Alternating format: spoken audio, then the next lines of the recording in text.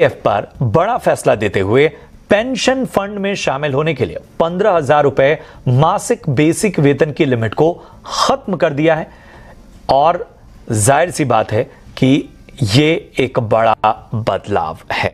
नमस्कार, जय हिंद, वंदे मातरम। स्वागत है आपको हमारे YouTube चैनल में। आपको डिटेल के साथ EPS 95 पेंशन की ताजा खबर मिलेगी, जो अभी हाल फिलहाल की जो ताजा अपडेट निकल कर सामने आ रही है वही आपको बता रहे हैं। तो बने रहे हमारे वीडियो में शुरू से अंत तक। आपको डिटेल के साथ आज की ताजा जानकारी मिलेगी, जो अभी हाल फिलहाल की जो ताजा अपडेट आ रही है कि सेवानिवृत्त हर किसी के लिए एक जैसा नहीं होता है। सेवानिवृत्त होने के बाद आरामदायक जीवन व्यतीत करने के लिए कितना पैसा पर्याप्त होता है, इसके लिए हम सबकी अलग अलग जरूरतें या परिभाषाएं हैं। अपनी जरूरतों के हिसाब से हमें सेवानिवृत्त होने से पहले अपनी बचत और निवेश की पूरी तरह से ध्यान रखना चाहिए। एक समय था जब सेवानिवृत्त पेंशन व परिवार, विशेषकर बच्चों के सपोर्ट और इस उम्मीद बनी थी कि चीजें ठीक हो जाएगी। आज के दौर में सेवानिवृत्त एक ऐसा वित्तीय लक्ष्य है जिस पर हम सभी को लगातार ध्यान देना जरूरी है। कामकाजी जीवन में बदलाव को देखते हुए जानना है कि कब सेवानिवृत्त होना है और थोड़ा भ्रमित करने वाली बात बन जाती है। रिटायरमेंट होने की उम्र तब होती है जब वो 60 साल का हो, लेकिन ऐसे में कई संगठन जो आपको 58 साल की उम्र में रिटायरमेंट कर देते हैं। कुछ संभावित संकेत दिए जा रहे हैं जो आपको जानने में मदद करेंगे। क्या आपके पास आराम से सेवानिवृत्त होने के लिए पर्याप्त धन है? एक मोटा सिद्धांत है कि 65 वर्ष की आयु तक आपके पास वार्षिक वेतन कम से कम 10 गुना रकम हो, जो सहज सेवानिवृत्त के लिए पर्याप्त है। फिर ऐसे लोग भी हैं जो मानते हैं कि बचत निवेश में 4% निकासी जैसे 25-30 वर्षों तक बचत पर जीवन जीना आरामदायक होगा। ये दोनों सामान्य नियम है,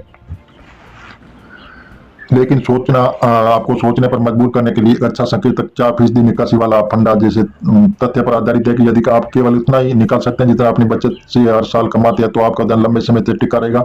इस गणना में महंगाई पर विचार नहीं किया जा रहा है, लेकिन आपको एक आइडिया मिलता है कि सेवानिवृत्त फंड में 7-8% निकासी पर विचार करना चाहिए।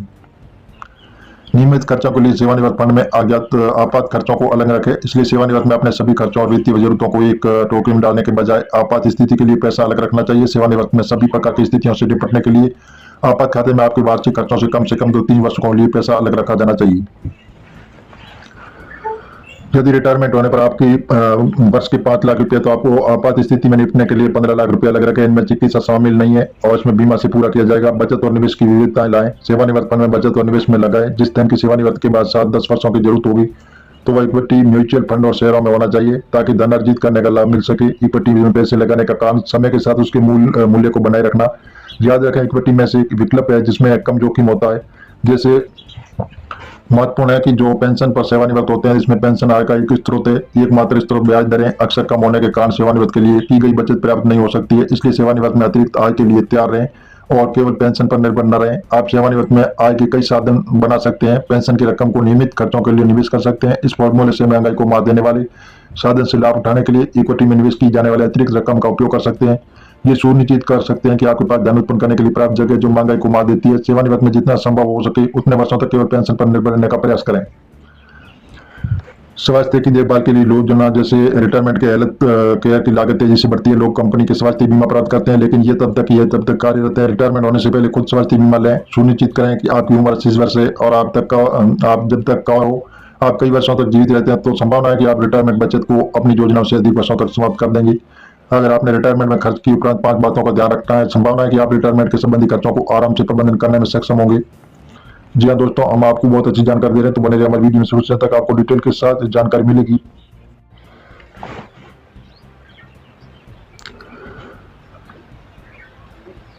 जी हाँ दोस्तों, बिग न्यूज। अब ऑनलाइन कीजिए पर्सनल डाटा, वरना रुक जाएगी आपकी पेंशन। तो इस प्रकार हम आपको रुक जाएगी पेंशन। अगर जानकारी बताते हैं EPS 95 पेंशन के बारे में।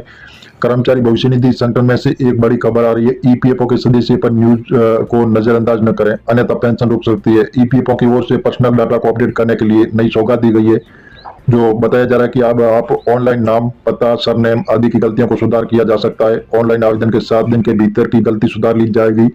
पहले महीना का समय लगता था और दौड़ भाग अलग से करनी होती थी। EPFO की ओर से कहा गया है कि सभी अधिकारियों सदस्यों को जानकारी दी है कि EPFO के यूनिफाइड पोर्टल पर लॉगिन करके एम्प्लॉय डाटा, पर्सनल डाटा में यदि कोई अंतर त्रुटि हो तो सुधार करवाने के लिए ऑनलाइन सुविधा पोर्टल पर दे दी गई है। कोई डाटा सुधार करवाने के लिए ऑफलाइन डॉक्यूमेंट नहीं देना पड़ेगा। किस किस तरह के डाटा ऑनलाइन माध्यम से सुधार किए जा सकते हैं, इसकी जानकारी साझा की गई है, जो हम आपको बता रहे हैं। तो बने रहे हमारे वीडियो में शुरू से अंत तक। आपको स्टेप बाय स्टेप इसकी जानकारी मिलेगी। जो बताया जा रहा है कि डाटा गलतियों में अगर नहीं सुधारा गया तो पेंशन अटक जाएगी। EPFO ने स्पष्ट कर दिया कि जिन आधार में जो नाम और पता स्पेलिंग होगी उससे स्वीकार किया जाएगा। कंपनी के रिकॉर्ड और आधार में अलग अलग नाम, पता और स्पेलिंग में पेंशन फंसनी तय है। इससे बचने के लिए आज ऑनलाइन सुविधा कीजिए। जिस कंपनी में काम कर रहे हैं तो वहाँ के पर्सनल ऑफिस से संपर्क करें।